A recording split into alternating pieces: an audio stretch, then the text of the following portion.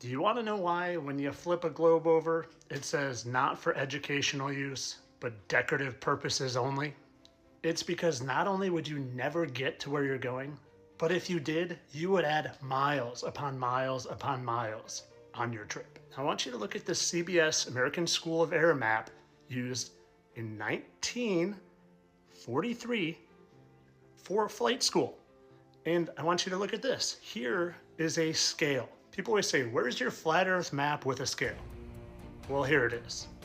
Not only does it have a scale, but it has this funny looking white border with all this outlined mapped terrain. What could that be? What could that be, I wonder? Not that continent at the bottom of the globe, something else that surrounds it. Now I want you to look at this map, and I want you to look at New York, and I want you to look at the path you would take from New York to Moscow. Okay, let's take a closer look. New York to Moscow, how's that gonna look on this map? Let's draw a line right straight across, and notice how it's going to cut through Greenland. Now let's look at what the flight path they show us actually looks like. So when you pull up the actual flight path, this is what it looks like. They make it so it arcs up to Greenland and then down to Moscow.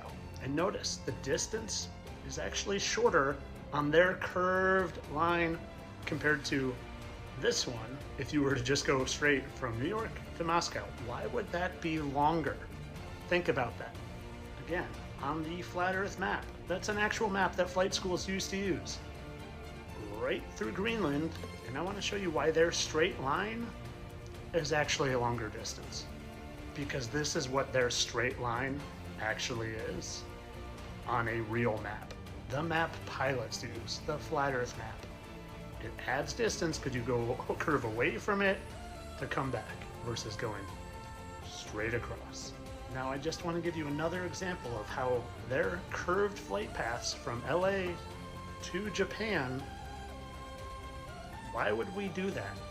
I'll show you. Because on the flat earth map, LA to Japan is actually an exactly straight line. You just fly across, and I want you to notice, where do they cut through? Alaska, and just on the edge of Russia here. Let's go back and look. Look again. LA, through Alaska, just to the tip, across Russia, and down to Japan. Now is it making sense? Oh, and if you don't believe me, maybe you'll take these guys' word for it. How long have you been a pilot for? 43 years. Wow. What shape is the planet? Flat.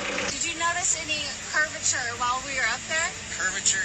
No. No? There's no curvature? It's just all flat. I'm going to ask you a question. Yeah. I've been flying, Yeah. and I've come to the conclusion Yeah. there is no curvature. I never allow for curvature. There's no way there's curvature. We're round and flat, aren't we? Definitely. We are, aren't we? Flat as a Thank pancake, you, mate. sir. Flat as a pancake. We're so, and the outer ring is south, Yeah.